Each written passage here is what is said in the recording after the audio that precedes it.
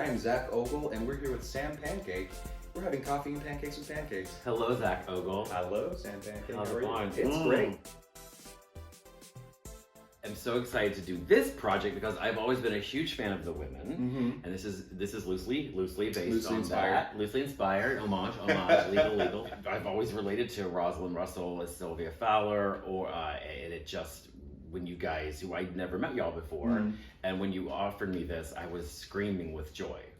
You can ask Drew Droege. I heard you delighted. actually in the valley. It's an ear-piercing screech. When I read the script, I was so excited because, to me, as well as, I know this is intentional, it's not like I'm telling you anything new, it's like Real Housewives of Palm Springs, but it's like Real Housewives of Palm Springs, which is, of course, oh my God, that shit is like the women, right? Yeah. Here's the other thing, y'all. There is not enough content, or little to no content, of just LGBTQ men and women, in this case, guys who, are a lot of them just real assholes, like my character. Terrible people. Yeah. Terrible people. It's hilarious. It's time it happens. It's gonna be just delicious, and I'm really excited to do it. As these pancakes. I know. They're literally so warm. You feel like you gravitate towards messy characters? Yes, I enjoy them because I am chaos often in this pancake shape, and I get cast a lot on the TV and in movies as a vicious, kind of prissy. I currently play this character Carter French on ABC's A Million Little Things, and I am like the best assistant and the best boyfriend in the world, and he's so together, and I'm like, I wish I had him in my life, because I can't do that, and I get I've done in my life a lot of officious motel clerks and assistants and waiters and office bitches, so it's nice to play someone who just is a little more like me. Oops, I said it out loud. I didn't have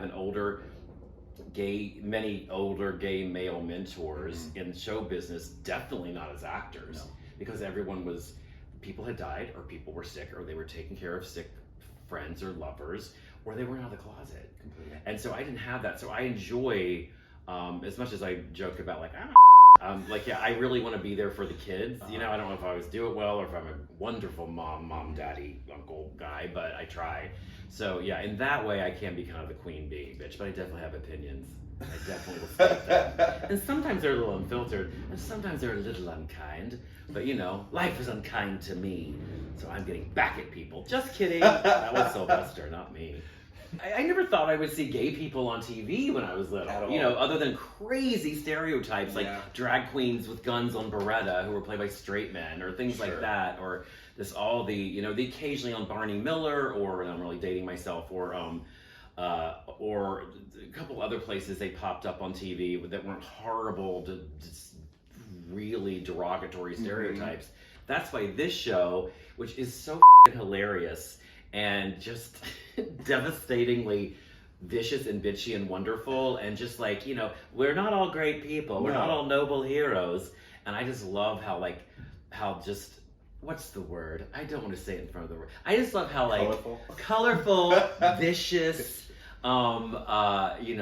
backstabby, pull throwy, divorce, insanity, all of it. We need those stories too, because there's just not enough there's still not enough queer content. As far as we've come, I don't see except for when I literally see myself on TV, I don't see myself on TV. No. You know what I'm saying? Right, completely. And there's been things, you can't watch everything, and I know maybe there's stuff I missed, but more and more I say. So then you develop, which I certainly did, and I'm still working on this,